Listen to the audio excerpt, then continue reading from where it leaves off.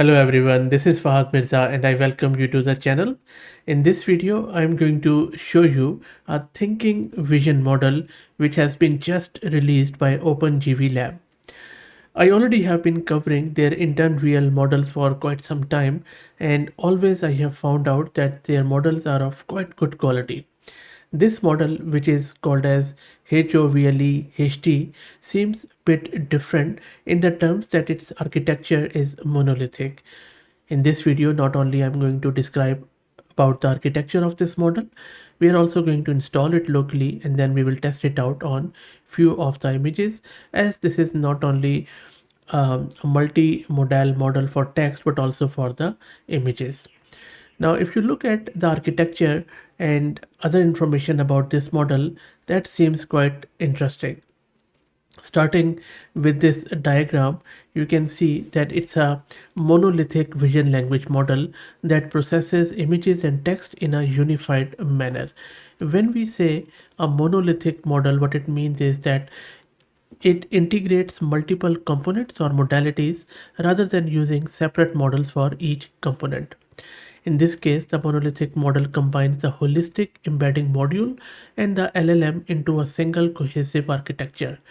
This design enables the model to jointly learn and represent visual and textual information, leading to more effective and efficient processing. This diagram tells you a bit more about the architecture of this model, especially the holistic embedding module. This module is a critical component of this model because it is responsible for projecting both images and text into a unified embedding space. This model uses causal transformer layers to learn a shared representation of visual and textual features. By doing so, the model can capture the complex relationship and interactions between images and text that enables more accurate and informative processing. The training details are also quite interesting of these models, which they have shared in detail in the model card. I'm not going to go into way more detail around training, but just to give you an idea, they started with distillation, where the holistic embedding module is trained to distill images features from a pre-trained visual encoder. And then second, they did the alignment, where the holistic embedding module is combined with the LLM for auto-regressive training. The goal was to align the visual and textual modalities to a shared embedding space. Third and final, they did the instruction tuning to strengthen the model's ability to follow instructions and generate more grounded responses. So that is the quick overview of this model. They also have shared some benchmarking information which you can read through in the model card, and you will find the link in video's description. Before I start the installation, let me give a huge thanks to Mast Compute, who are sponsoring the VM and GPU for this video. If you're looking to rent a GPU or VM on a very affordable prices, I will drop the link to their website in video's description. Plus, I'm also going to give you a coupon code of 50% discount on range of GPU, so do check them out. This is my Ubuntu system and this is my GPU card, NVIDIA RTX A6000 with 48 GB of VRAM courtesy Mast Compute. Let's create a virtual environment quickly. And now let me install all the prerequisites. One of the thing which you need to take care of is that transformers version should be 4.37.2, because that is the version uh, which is compatible with this model. Also, this model is a 2.6 billion parameter model, and if you go back to the Hugging Face, you see that it has HD with it. So it comes into two variants, with HD and without HD. HD is high definition. So this both models are 2.6 billion parameter, but this HD version is for high definition images, and it also demonstrates superior performance, especially on visual question answering benchmarks. And you can find that information, numbers and stuff on their model card. So let's wait for these prerequisites to get installed. And now let me launch my Jupyter notebook and we will download and use the model there. Okay, so now let me show you the code, which is not only going to download the model and tokenizer, but also it pre-processes the image, which is quite interesting. And this code is provided in their model card. Don't worry, you can just copy it from there. Let me describe in simple word what this code is doing. So first up, we are importing all of these libraries, and then we are defining these two tuples, ImageNet mean and ImageNet standard, which is the standard deviation. Both of these represent the mean and standard deviation for the ImageNet dataset. And primarily these values are being used for normalizing images, which we will be providing during the pre-processing, and that primarily stabilize the model's performance, and that is just for the model's guidance, because I believe that is what was used in the model's training. Then there are two functions which we are defining: build transform and find closest aspect ratio. So this build transform function creates a composition of transformation to pre-process images, and those transformation I will show you shortly could be converting the image to RGB mode if it is not already in RGB mode, and then also resizing the image.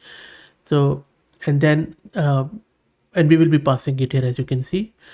After that, you can all, and we will also be converting it to tensor, which is a PyTorch tensor, and then we normalize it according to the tuples which we defined above. So these are the transformations which it is making. And then the second function defines or adjusts the aspect ratio. Aspect ratio is the ratio of an image's width to its height, and we just divide the width by height, and that is how we calculate the aspect ratio. And then if you go down, you will see that there is another one, dynamic pre-processing, which is simply pre-processing the image. Now what exactly this is doing, it is primarily simply taking the values from above, the image height and width, and then transforming it, adjusting it, and then making sure the image is according to the training data set, whatever image we are providing. And this is where it is loading the image for the model, converting it into pixel values. And this is where we are downloading the model with its tokenizer.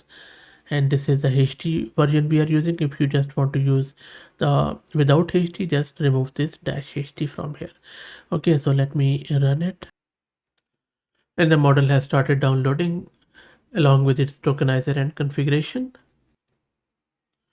Model is loaded. Let's do the inference.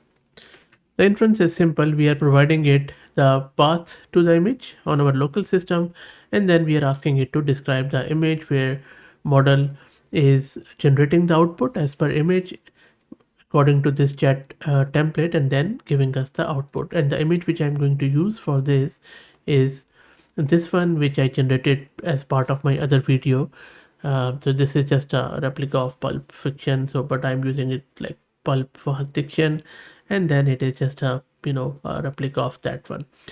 Okay, so and if you're interested in the backstory of this image, just check my channel. I already have done a video on it. Let me quickly show you if you don't mind. It's a little bit of promotion. Allow me to do that.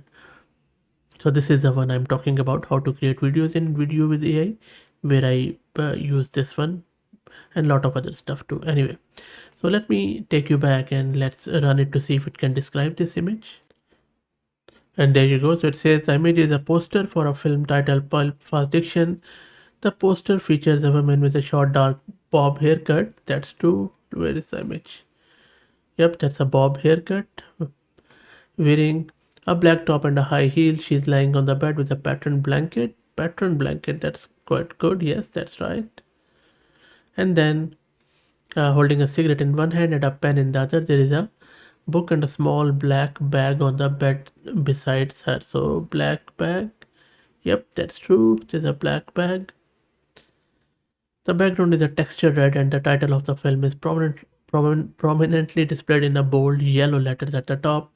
The overall style of the poster is reminiscent of a vintage pulp fiction aesthetics. That is what I was hoping it would do, and it has done it wonderfully well. So amazing, amazing step.